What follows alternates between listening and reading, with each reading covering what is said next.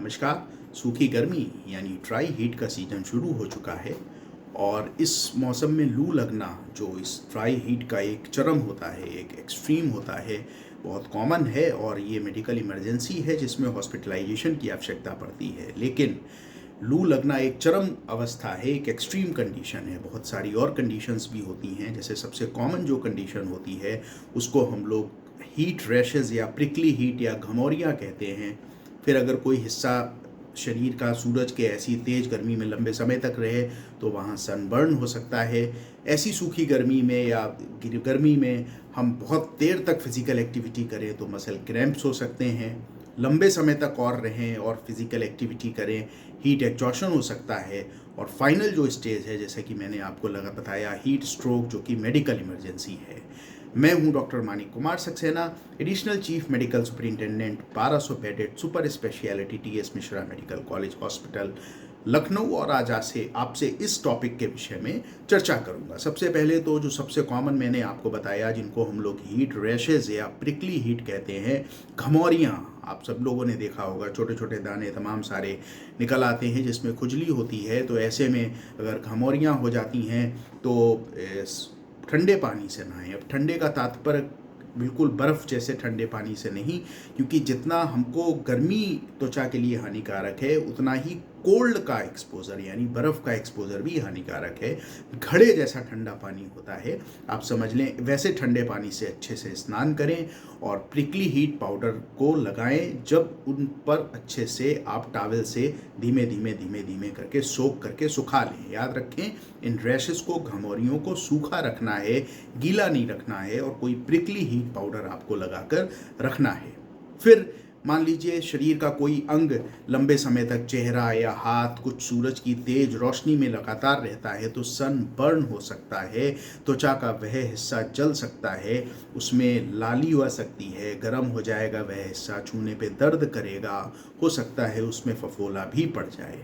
ऐसी स्थिति में फिर वही हमको करना है, घड़े जैसा ठंडा पानी, उससे ज़्यादा ठंडा पानी नहीं, उससे लंबे समय तक उस हिस्से को आप भिगो के रखें। अगर पूरे शरीर में ऐसा लग रहा है तो आप लंबे समय तक नहाएं उससे। उसके बाद सूती कपड़े पहने। जब तक ये सनबर्न, ये जो आपका लाल हिस्सा या फफोले वाला हिस्सा है, हील नहीं हो जाता, तब तक उस हिस्से को सूरज की रोशनी से बचा कर रखें। और कोई मॉइस्चराइज़र अप्लाई करें, जैसे नारियल का तेल आप अप्लाई कर सकते हैं, जैसे एलोवेरा जेल आप अप्लाई कर सकते हैं, लेकिन लगातार अप्लाई करके रखें। तीसरे एक जो स्टेट होती है गर्मियों में, जिसको हम लोग मसल क्रैम्प्स कहते हैं। तो अगर हम लोग गर्मी के मौसम में लंबे समय तक स्ट्रेनुअस फिजिकल एक्टिविटी करते हैं तो कभी कभी बहुत सारा पानी और नमक और आवश्यक मिनरल के लॉस होने के वजह से मसल्स में ऐंठन आने लगती है। पूरे शरीर की मसल, पिंडली की मसल, या जिस हिस्से की हम एक्सरसाइज कर रहे हैं वहाँ की मसल्स में क्रैम्प्स यानी मरोड़ आने लगता है। इसको हीट मसल क्रैम्प कहा जाता है। क्या करना है, तुरंत फिजिकल एक्टिविटी को रोक दीजिए, इमीडिएटली रोक दीजिए, किसी ठंडी जगह पे आ जाइए। संभव हो तो ठंडे पानी से, वैसे ही घड़े जैसे ठंडे पानी से अच्छे से स्नान करिए।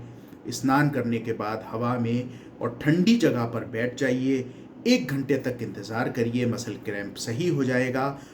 इस इंतज़ार के साथ साथ इस 1 घंटे में जितना ORS पी सकते हैं उतना ORS पीजिए। इतना नहीं कि आपको वॉमिट महसूस हो।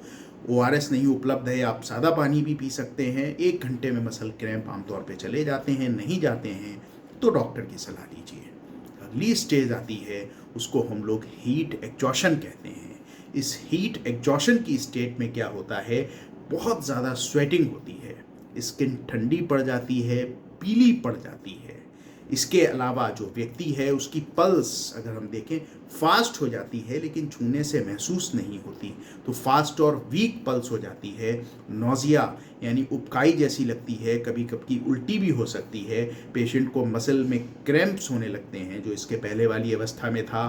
थकावट होती है, बहुत ज़्यादा रेस्टलेसनेस होती है, बेचैनी, हेडेक होता है, और साथ में पेशेंट को कभी कभी बेहोशी जैसी भी आ सकती है। इसको हीट एग्जॉशन कहते हैं। साथियों देखिएगा, इसमें बुखार नहीं आया और स्किन ठंडी थी। ये हीट स्ट्रोक से थोड़ा सा फ़र्क है, इसीलिए मैं ये 2 पॉइंट पे आपको एम्फेसिस कर रहा हूँ। अगर ऐसा हो जाता है तो इमीडिएटली कूल प्लेस की तरफ मूव करिए। फिर घड़े जैसे ठंडे पानी से जितना नहा सकते हैं उतना नहाइए और अपने ढीले सूती कपड़े पहनिए, ठंडे स्थान पे रहिए और सिप करके, थोड़ा थोड़ा सिप करके, जैसे मसल क्रैम्प्स में आपको बताया था खूब सारा ORS पीजिए, इसमें सिप करके घूट घूट घूट करके ORS हमको पीना है। और अगर ORS नहीं उपलब्ध है तो पानी से काम चलाइए, लेकिन जितना आप हाइड्रेट हो सकते हैं हाइड्रेट होइए। और अगर थोड़े देर में ये अवस्था सही हो जाती है, घंटे 2 घंटे में, तो ठीक है, नहीं तो डॉक्टरी सलाह लीजिए। जो सबसे एक्सट्रीम स्टेट होती है उसको हम लोग हीट स्ट्रोक या लू लगना कहते हैं। ये कैसे फ़र्क होती है? सडन ऑनसेट ऑफ फीवर, 103 या उससे ज़्यादा का बुखार आ जाता है।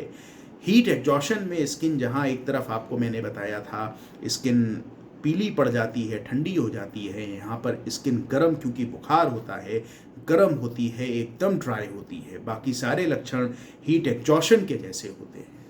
ये एक मेडिकल इमरजेंसी है, इसमें तुरंत अस्पताल ले जाने की ज़रूरत है। जब तक हम अस्पताल नहीं ले जा रहे हैं, मान लीजिए एम्बुलेंस के आने में देर हो रही है, तब तक हमको पेशेंट को खूब अच्छे से नहलाना है, ठंडे माहौल में रखना है। याद रखना है, अगर हीट स्ट्रोक है तो हीट स्ट्रोक के पेशेंट में अक्सर गफलत की स्थिति होती है या पेशेंट बेहोश भी हो सकता है। ऐसे में कुछ पिलाने की चेष्टा ना करें।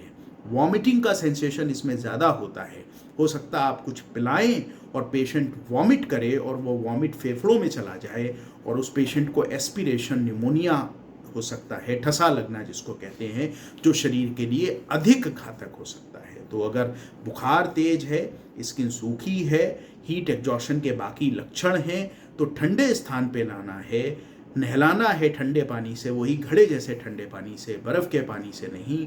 और पीने को हमको कुछ नहीं देना है और रोगी को अस्पताल ले जाना है यथासंभव। और हमेशा की तरह prevention is better than cure. तो कोशिश करिए कि जो एकदम पीक हीट का समय है, 11 बजे से 3 या 4 बजे तक, उस समय बाहर ना निकलें। लेकिन व्यावसायिक या अन्य मजबूरियों की वजह से ऐसा संभव नहीं होता, तो खूब सारा पानी पी के निकलें। सूती कपड़े पहने, ऐसे कपड़े पहने कि हमारा पूरा शरीर ढका रहे। चेहरे पे भी आप कपड़ा बांध सकते हैं। अगर 2 व्हीलर पे हैं तो हेलमेट है, कार है तो कोई इशू नहीं है, उसके अंदर एयर कंडीशनर काम कर रहा है। और अगर नहीं है तो खोल के रखें शीशा, जिससे क्रॉस वेंटिलेशन बना रहे, और पानी खूब ज़्यादा पीते रहें। तो साथियों, गर्मियों का लुत्फ़ लीजिए। एक बार मेरे एक बुज़ुर्ग थे, अब इस दुनिया में नहीं है, उनसे मैंने कहा, हो गए तकरीबन 20 साल इस बात को, कि अंकल गर्मी बहुत ज़्यादा पड़ रही है। तो उन्होंने कहा, डॉक्टर साहब, ईश्वर ने हर ऋतु, हर मौसम अपने मज़े के लिए बनाया है। जब आपको बहुत गर्मी लगे तो आँख बंद करके कहिए, वाह मज़ा आ गया, क्या गर्मी पड़ रही है, और आपको उस गर्मी में भी आनंद आने लगेगा। तो हर मौसम का लुत्फ़ लीजिए, लेकिन सावधानी के साथ लीजिए, हाइड्रेट रहिए और धूप में निकलने से बचिए। सजग रहें, स्वस्थ रहें। बहुत बहुत धन्यवाद।